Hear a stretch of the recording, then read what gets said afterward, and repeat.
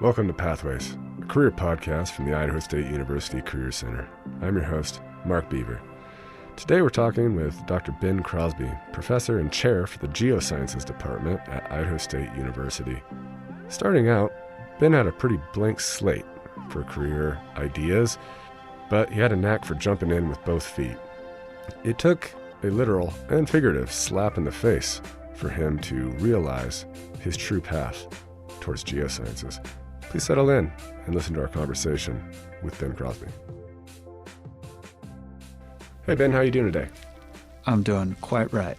All right. Thanks for coming in today. You know, one of the reasons I wanted to talk to you is because every time I talk to a friend of mine who was a geosciences major in undergrad, I think to myself, that sounds like it was the best undergrad in the world. And I kind of kick myself for not doing it. One, is it that much fun? And two, could you just give us a little snapshot of your day-to-day? Yeah, great question. Is it the greatest major ever? I would have to say yes. It attracted me away from something else that I intended to study. When I was an undergrad, I went in thinking I was going to be an architect. And I spent about a year and a half studying architecture.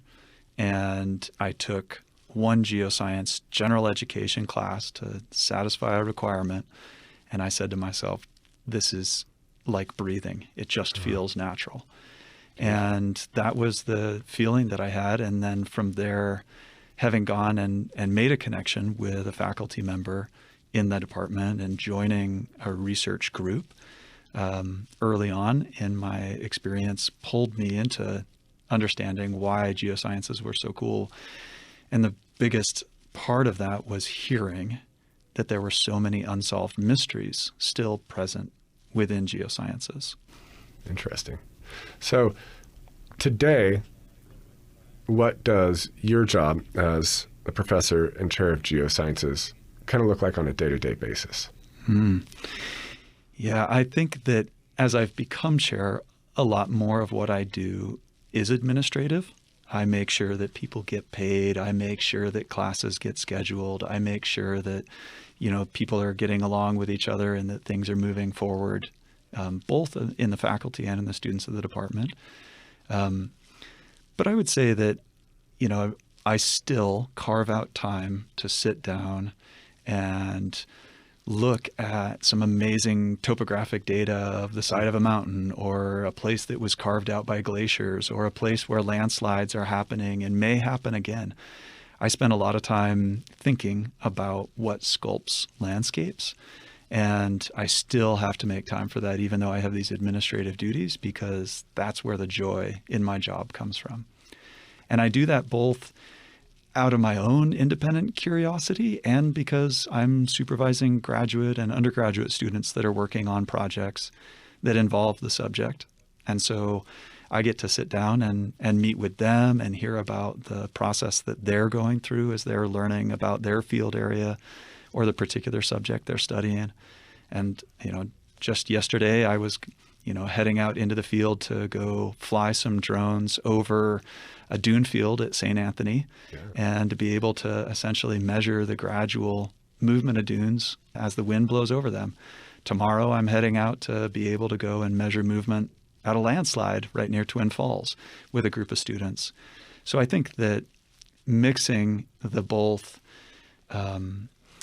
academic sitting around reading papers with active pursuit of data and crunching really big interesting data sets with computers, real neat visualizations, combined again with going out in the field, to be able to go and observe the processes and touch the dune, to be able to touch the landslide, to be able to actually measure its movement with a GPS, is really where the satisfaction comes from in the job. That's awesome. That sounds like there's a pretty good balance of different aspects to that job. And it's something I had to find out about myself. I have worked in completely outdoor settings, outdoor all the time. And I've worked in office jobs. And what's become pretty apparent to myself is that I don't really like either one 100%. I really like to have that little bit of a variety. What would you say is one of your favorite aspects of your job? One of the things you get most fulfillment out of doing this work? That's a great question. I think that the joy in the work comes from not necessarily accomplishing my own insights into how the earth works or going after those unsolved mysteries, but doing that really together as a team or within a community. And that might mean, collaborative partnerships with people at other institutions. It might mean a collaborative partnership with a faculty member that's in my own department, or the work that I do with students. When I was a graduate student and I was working in New Zealand and I was studying how waterfalls form and how they retreat back upstream, I didn't have very much money to do the work I was doing. And so the grant I had was tiny. I couldn't bring anyone over with me from the United States to do field work with me. And so I drafted local tourists out of the local hostel to be my field assistants. And so I had random people that had some or absolutely no experience in the geosciences that were running around in the field with me. I had historians and I had carpenters and I had, people that worked on fishing boats in Alaska during their season and came to New Zealand to surf or something like that. And I would pay for their food and lodging and we'd run around and do stuff. And those conversations, those collaborative experiences with people that had no experience in the geosciences, they often had some really inventive insights because they were coming at it from an entirely fresh set of eyes. And so it's that partnering with other people that really is probably the most fun for me. That's pretty amazing. Have you always known that was something you enjoyed, working with teams, working with other people's collaborative efforts? And if so, kind of when did you start to realize that? Yeah, that's a great question. I think I've always been about other people. I liked having lots of friends. I liked having a crew to go skate with or to, go do other things. I've never really been like a lone wolf kind of guy, but it is true that there's a lot more fun in doing science with other people. And part of the reason is that I think scientists, I don't know how to say this, they have this obligation to keep each other in check. And, it's nice to have someone else that says, I see where you're going with that. I like the ideas that you're putting together, but that's a little inconsistent with this other observation, and that's an interesting new insight, but I think that you should also consider this. And it's through those conversations that we essentially make the most sort of rapid steps forward, rather than as an individual sitting in your own echo chamber, like, I think I've got another great idea. And then, I've got an even better idea. You can always like reach around and pat yourself on the back. But when you're working within a team, it offers that sort of quality control of other people's perspectives on how to interpret, for example, some data or some observation that you might have done. And I think that, it saves us from, running too far down the road with a bad idea. So I appreciate that aspect of it. Yeah, certainly. I think that's something that a lot of people might not understand about science, is that there is kind of this, because of the community, there's kind of a built-in checks and balances system to a sort. But it's also completely enlightening to have your mind expanded by your colleagues. And there's also got to be a satisfaction in what you're saying, kind of making those big leaps faster, which happen through a group. So would you say that is pretty common to most, let's just say, science research type positions? Yeah, I would say so. I think that in general, by definition, science is done in a team. And it is true that there are individuals who accomplish things on their own when they have an idea, and they may, acquire some data independently and interpret it. But that's a pretty rare process nowadays. And really the large organizations that fund and support science, like the National Science Foundation, really highlights collaborative work and interdisciplinary, cross-disciplinary work as a funding target, because that is really where the most novel insights are being made right now. Is if you take a sociologist and a hydrologist and sit them down together and ask them to figure out, what's the best way for us to divvy up a limited resource like groundwater or surface water. It's really by putting those different perspectives together that you might actually come up with a meaningful solution that could be implemented. If you just let the hydrologists do it, they'll come up with one plan that might be great in terms of the data, but nobody would ever want to do it. Sure. Very objective, perhaps. Yeah. And if the sociologists did it, they may come up with a really just and, implementable plan that people would love to take on, but it might not actually do anything for helping protect the resource. If you don't know the exact data of like where the water is coming from and when the water is available, you need to have both sides of that coin to make really good actionable insights. Sure. I think so as well. I think that's the most exciting work too, when you can kind of see where those two worlds kind of really overlap, where the more objective data and the kind of subjective observations, or the qualitative and quantitative come together, and there's a nice space where there's a solution. And that's obviously where I think the most progressive ideas tend to rise to the top a little bit. I think that's a great insight. And I think it's one of the things that's most special about geosciences. When I was an undergrad and I, got this job working for this professor right after I fell in love with the science, his group was called the Renaissance Geology Group. Yeah. And the reason wasn't because we went to the Ren Fair and wore hats with bells, but because the idea of the Renaissance was bringing together a lot of different ideas to provide insights. And geology in general is a Renaissance science.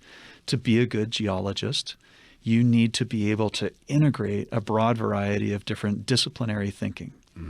You have to have a good sense of chemistry to understand, what it is that determines the materials that build up a rock or a mineral, or how the chemistry of the ocean or the atmosphere might change, or the chemistry of a melt might change over time. That takes having some chemical know-how. And at the same time, one of the greatest records of understanding how the earth has changed through time comes from a biological record. And so you have to understand something about biology. If you want to talk about landslides or earthquakes, you have to know something about physics. And so to be a geologist really demands crossing across a whole bunch of different disciplines, synthesizing those ways of thinking together to describe something as complex as the Earth system, right? To describe something that is the entire Earth requires having some strengths in each of these different disciplines. And that spans, from understanding math, chemistry, physics, biology.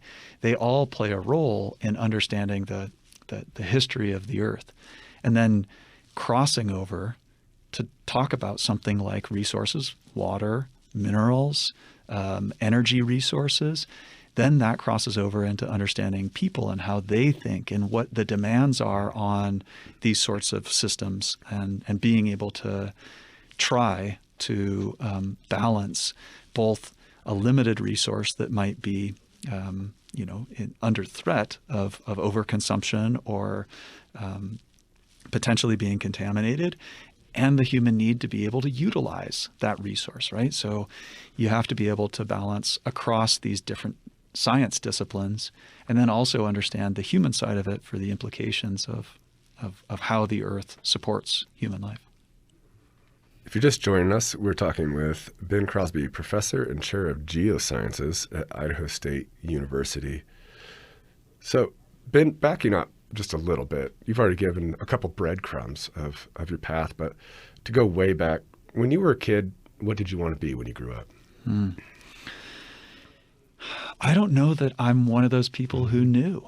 I think that some people are like, yeah, I wanted to be an astronaut or something, but I didn't really have that in mind. I grew up inspired by a lot of different people. I saw what they did. I liked it. And when I went to college, my initial intention was to be an architect. I did that for a while, but the issue that I ran into is I liked it too much. And so when I was in studio, designing buildings or a school or a house or a park or something like that, there's really never like an end point. Like let's say you're working on a physics problem set or something like that. You solve problems 1 through 10 and you get the answer for whether the bridge stands up or not, and you're done.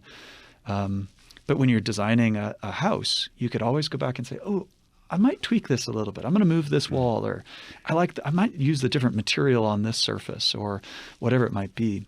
And I was not good at self-regulating my time. And I would go multiple days without sleeping. Yeah. Wow.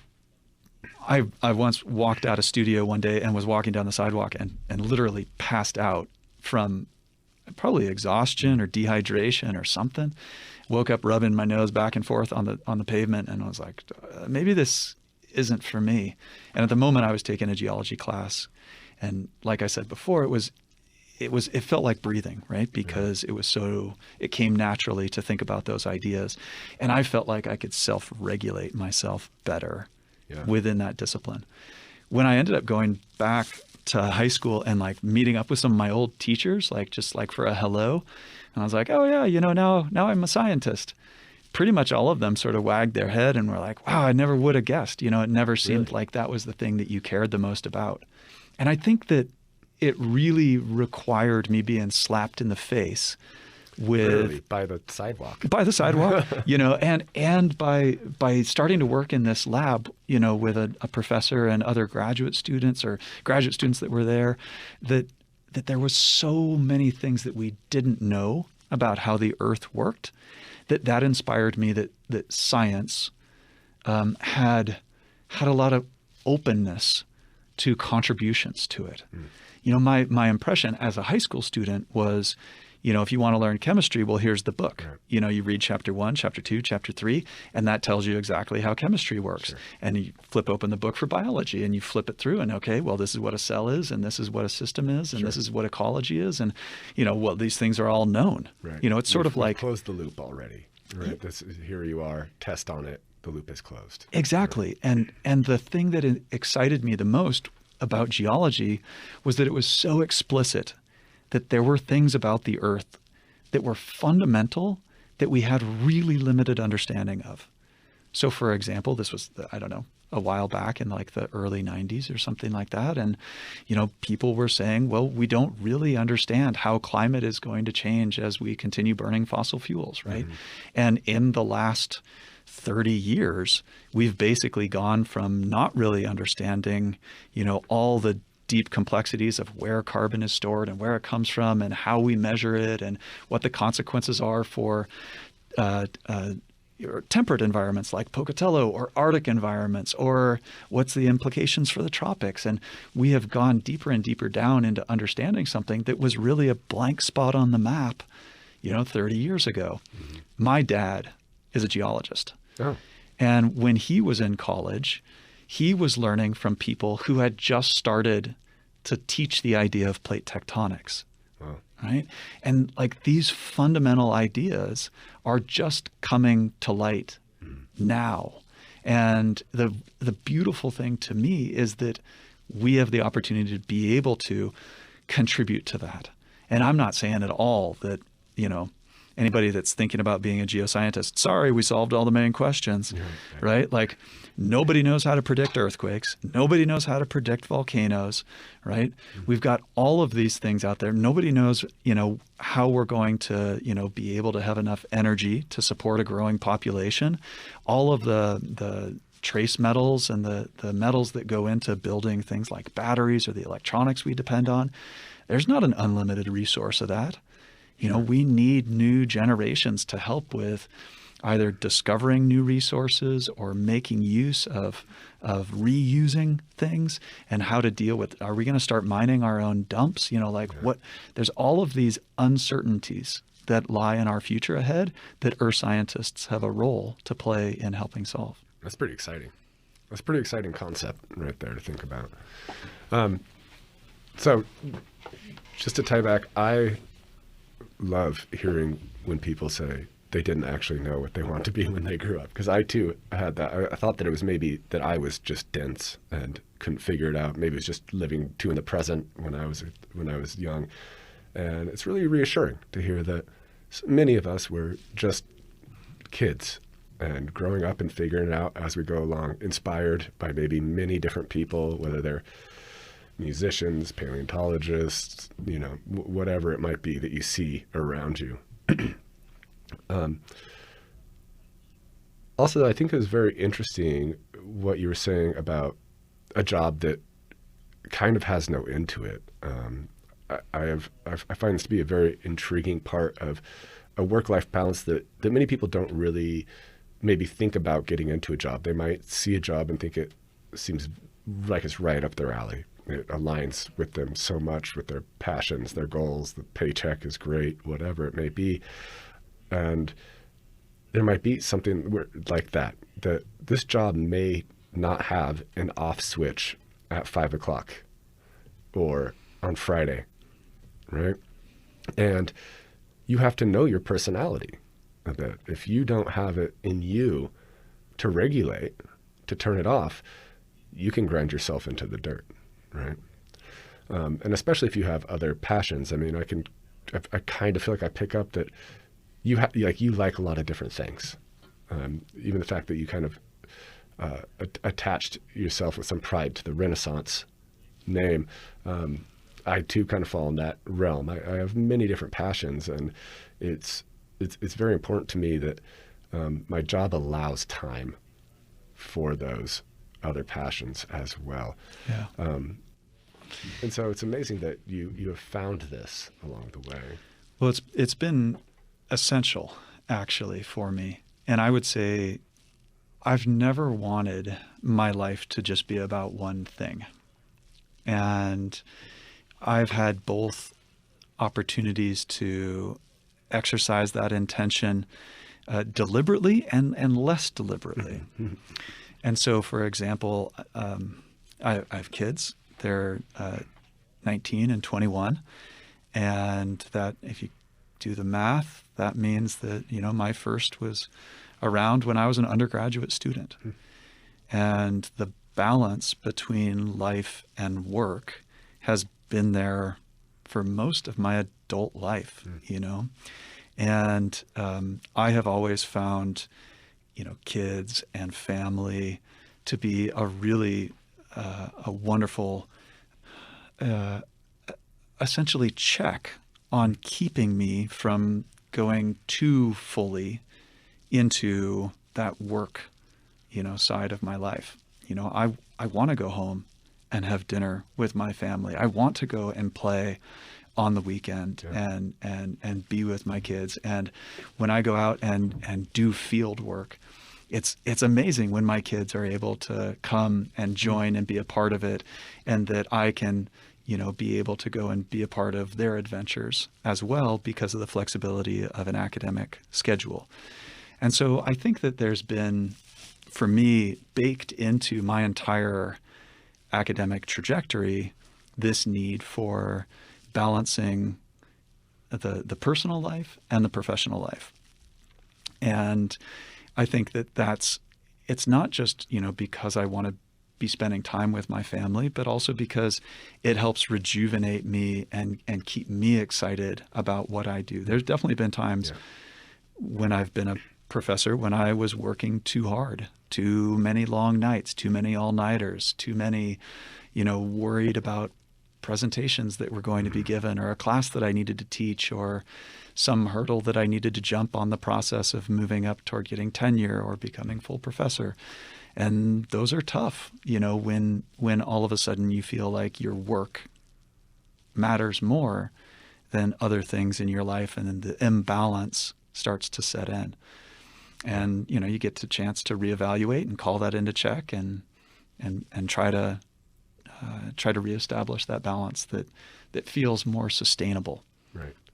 Yeah, I think it's so important for people in this career kind of decision process, whether they're, just starting out in their undergrad or they're in mid-career thinking about making a shift, to either discover or reevaluate what are your values all around, right? Is it a value to you to be able to go and play on the weekends, to have a family, to spend time with a family?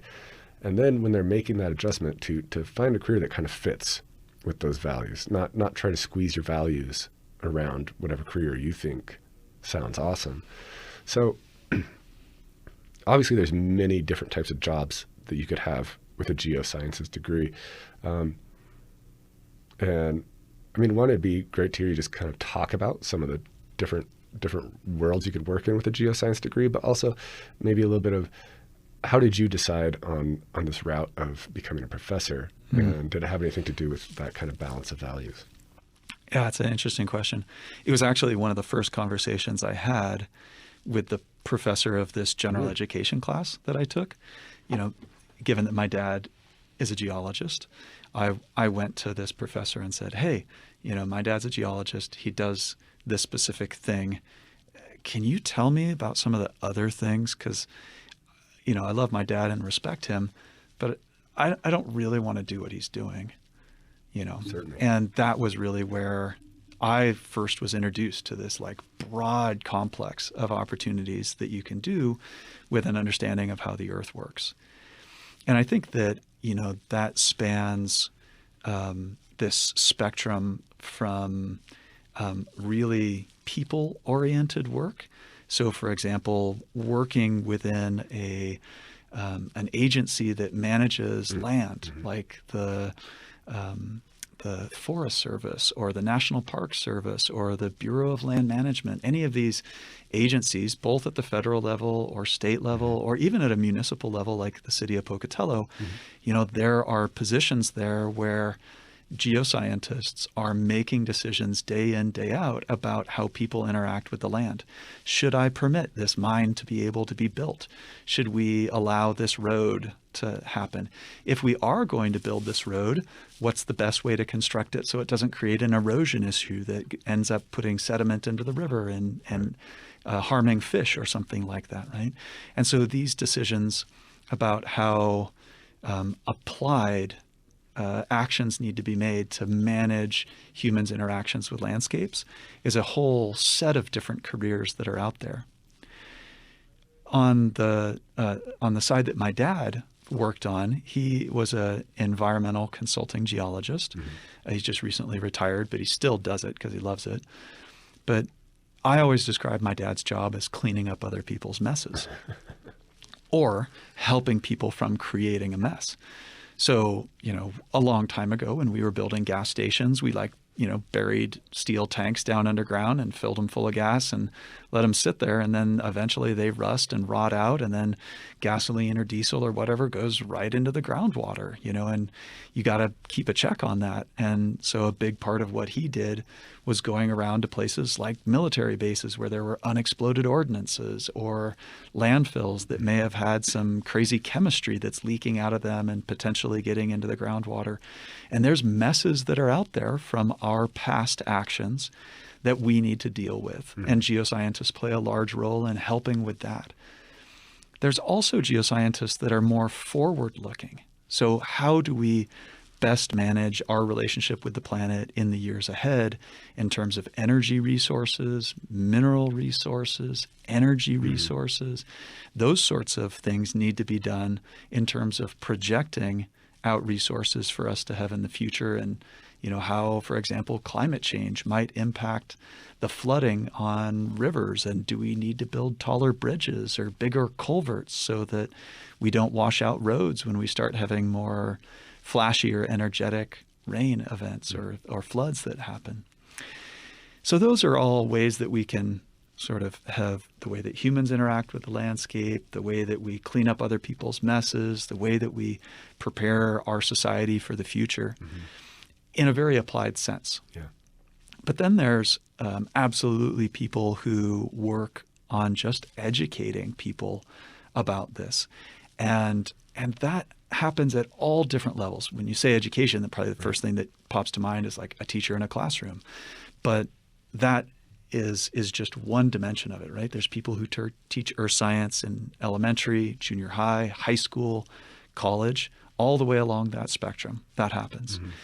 But there's also people that are doing education in other dimensions that are really, really important. So, for example, getting a job with a non-governmental organization, an NGO that might be actually going in and visiting with legislators or decision makers about a given bill that might be coming up, that knock on the door and say, hey, Senator so-and-so, I understand that this bill is being considered, and I just want to talk to you about the implications of that for energy resources, or the implications of that for climate change. And so education occurs across this really broad spectrum where we need people that are science literate, that are able to speak to these sorts of issues.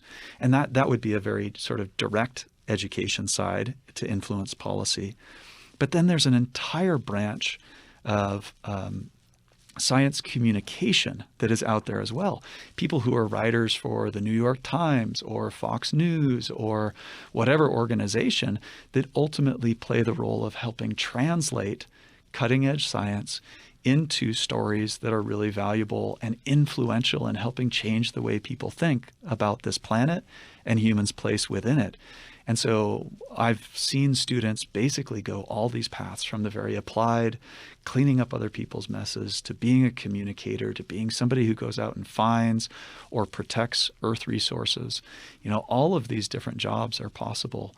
And they all involve working with other people. They often involve working outside and spending time making observations in natural environments, and a balance, like you said, between what you do in the office and what you do out there in the real world and out there in nature, and in, environments where you're having to, change the way that people think, or listen to people and hear where their needs and concerns are coming from and try to help them find solutions. So it's a wonderful field to be in because of all of those different directions that are possible. Awesome. Well, as we wrap up here, do you have any just final words of advice for students or career seekers in general? For me, I've been so thankful in my own career that I've been able to remain passionate about what I do. And I know that it's hard to find your passion. You don't always know exactly what it is that you want to do. And the way that I feel like I was able to help identify that was just jumping in with both feet when there was something that seemed like it interested me. Mm-hmm. So, I think I'll do architecture. I'll just jump in and do an internship and work with somebody for a little while. Or I think about being a geoscientist. Maybe I'll join a research group and see exactly what these people do. I think that classroom learning is wonderful. I'm a part of helping make that happen. And so I believe that it's a valuable thing. But really being invested in the act of being an architect, the act of being a geoscientist, the act of being a sociologist, whatever it might be, is really the place where you get a chance to try on those boots and see whether they give you blisters or not, or whether they fit just right and they feel wonderful to go stomping around in. And I think that following that passion from just an initial interest to a more deeper understanding is really something that I've been grateful that I've been able to do in my life that helped me find my passion. Awesome. Beautiful. Thank you, Ben. All right. I'm ready to go back to school and change my major again. It's good talking to you. Awesome. Thanks for having me. Of course. And that was our conversation with Ben Crosby. I especially love hearing his thoughts on values and being able to self-regulate in certain jobs. Those are such important things to consider when considering a career. If you're considering a career or career change, feel free to drop by our website at isu.edu/career. For the ISU Career Center, I'm Mark Beaver, wishing you a fantastic rest of your day.